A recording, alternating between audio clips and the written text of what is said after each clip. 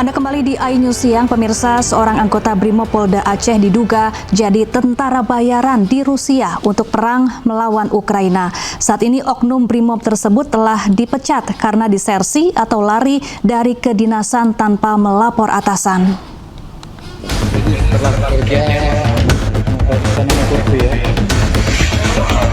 Anggota Satuan Brimopolda Aceh Bribda Muhammad Rio diduga bergabung dengan tentara bayaran Rusia.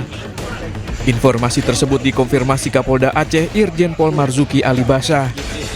Sebelum meninggalkan tugas, Rio dikabarkan telah memiliki riwayat pelanggaran kode etik profesi Polri dan disidang kode etik Polri pada Mei 2025 atas kasus perselingkuhan hingga nikah siri dengan putusan berupa mutasi dan demosi selama 2 tahun. Rio juga tercatat tak masuk kantor tanpa keterangan sejak 8 Desember 2025. Atas hal itu, Polda Aceh kemudian melakukan pencarian terhadap yang bersangkutan dan telah melayangkan surat pemanggilan sebanyak 2 kali. Pada 7 Januari 2026, Rio diketahui telah bergabung dengan Divisi Tentara Bayaran Rusia. Setelah 8 Desember, mereka sudah daftar. Tanggal 18 Desember, dia sudah 9 Desember dia buat paspor. Terus langsung beli tiket tanggal 18, tanggal 19 berangkat ke Cina, lanjut ke sana. Jadi diindikasi yang bersangkutan sudah berada di sana. Ya dari hasil itu kita memang sudah, sebenarnya kan dia sudah tidak aktif secara fisik ya, sehingga dapat hukuman sudah 3 kali lah dia, KDRT keluarga. Hasil sidang diputuskan waktu itu yang bersangkutan tidak layak untuk menjadi anggota Polri lagi. Sudah ada rekomendasikan untuk PTDH. Baru di PTDH kira-kira berapa minggu yang lalu ya. Sebelumnya ada nama Satria Kumbara yang pernah berdinas di Marinir TNI Angkatan Laut. Kabar terakhir menyebut Satria sempat terluka parah saat bentrok dengan pasukan Ukraina di medan tempur. Dari Kota Banda Aceh, Taufan Mustafa, iNews melaporkan. Pemirsa, lagi-lagi aksi dugaan perampasan mobil oleh debt collector kembali terjadi. Korban yang menunggak cicilan mobil selama 11 bulan juga disekap oleh pelaku.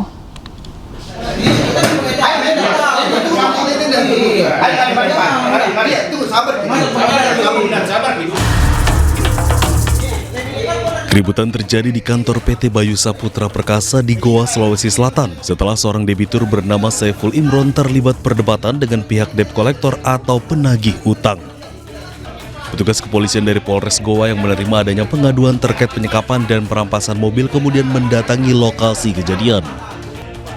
Sebelumnya, debitur Saiful Imron mengaku didatangi 5 penagih utang yang kemudian mengarahkannya ke kantor perusahaan penagihan karena menunggak cicilan mobil selama 11 bulan. Di lokasi, debitur meminta menyerahkan kendaraan dan kunci mobil. Saya itu posisi menunggak, saya cicil itu di Kendari. Nah, tapi saya dulu ke Makassar, saya didatangi sama debt collector orang. Mereka paksa ambil mobil saya, minta kunci, tapi saya tidak kasih.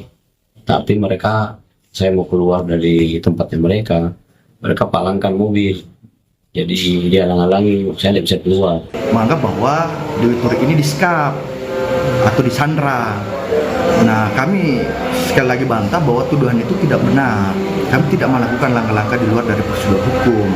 Kemudian bahwa adapun debitur selama di sini, ini baru beberapa jam, itu tidak ada. Malah kami menawarkan kopi, kami menawarkan minum, tidak ada penyekapan. Kasus laporan dugaan penyekapan dan perampasan mobil oleh sekelompok debt collector ini masih diselidiki pihak kepolisian. Dari Kabupaten Goa, Sulawesi Selatan, Bukma, iNews melaporkan. Kita ke informasi lain, pemirsa. Menghindari jalan yang terendam banjir, pengendara motor justru terjatuh ke aliran Kali Ancol, Jakarta Utara. Sejumlah warga menyelam untuk mengevakuasi sepeda motor yang tenggelam.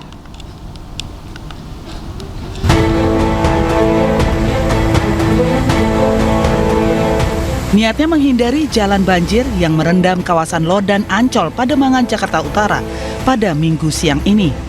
Namun naas, seorang pemotor terjatuh tercebur Kali Ancol, Pademangan, Jakarta Utara. Dalamnya kali membuat sejumlah warga terpaksa harus menyelam kali untuk menemukan sepeda motor yang tenggelam di aliran kali. Menurut Kiki, pengendara sepeda motor bahwa dirinya ingin menghindari jalan yang banjir dengan berjalan di atas trotoar. Namun sepeda motor yang dikendarainya berada di pinggir tanggul yang sudah tertutup air hingga tercebur ke sungai. Nggak ada apa, tanda-tandanya tuh, nggak ada pembatasnya. Kepikir ketipu langsung ke salah langkah. Itu kecebur kali, Bang? Iya, kecebur kali, Bang. Dari mana mau kemana sih, Bang, tadinya? Oh, dari Ancol pulang kerja, Bang. Oh, pulang kerja. Priuk, Bang. Beruntung korban tidak mengalami luka, namun sepeda motor yang dikendarainya mengalami mati mesin.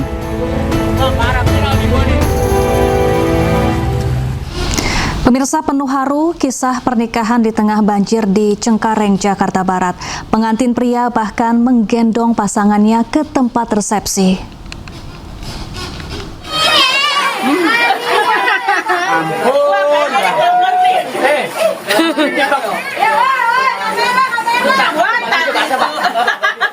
Iya, bajunya tuh bawahnya.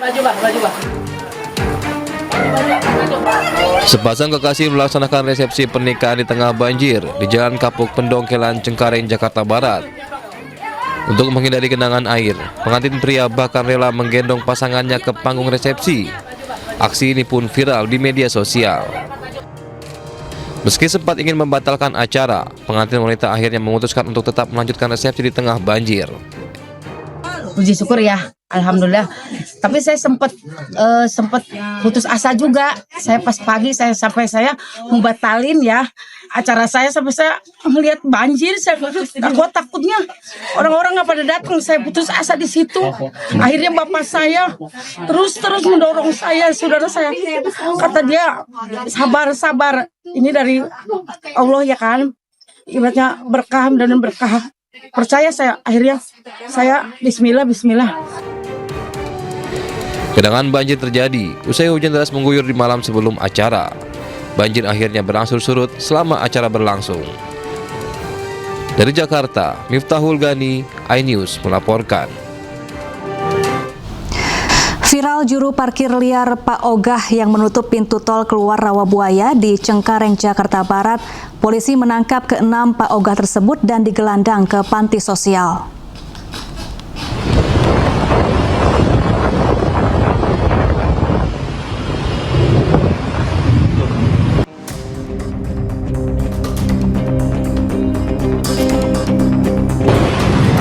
Pasca viral, aksi pungli yang dilakukan juru parkir liar alias Pak Ogah menutup pintu keluar tol Rawabuaya Cengkareng, Jakarta Barat, polisi menangkap para pelaku pungli tersebut. 6 orang Pak Ogah diringkus di rumahnya, tak jauh dari pintu keluar tol Rawabuaya. Usai penyelidikan, pintu keluar tol Rawabuaya ditutup oleh Sudin Perhubungan Jakarta Barat untuk menghindari kemacetan di lokasi. Para Pak Ogah tersebut melakukan pengaturan jalan di lokasi tersebut. Namun, atas kejadian ini telah diamankan para Pak Ogah tersebut oleh tim gabungan. Ke-6 Pak Ogah tersebut dibawa ke panti sosial untuk pembinaan.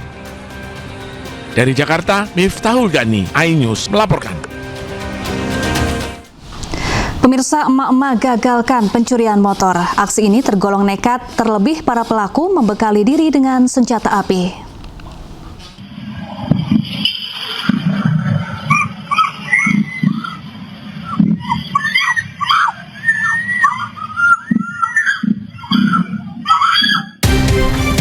Pencuri sepeda motor panik saat korbannya berteriak sambil mendatanginya di sebuah warung di Desa Penderokan, Batanghari, Jambi.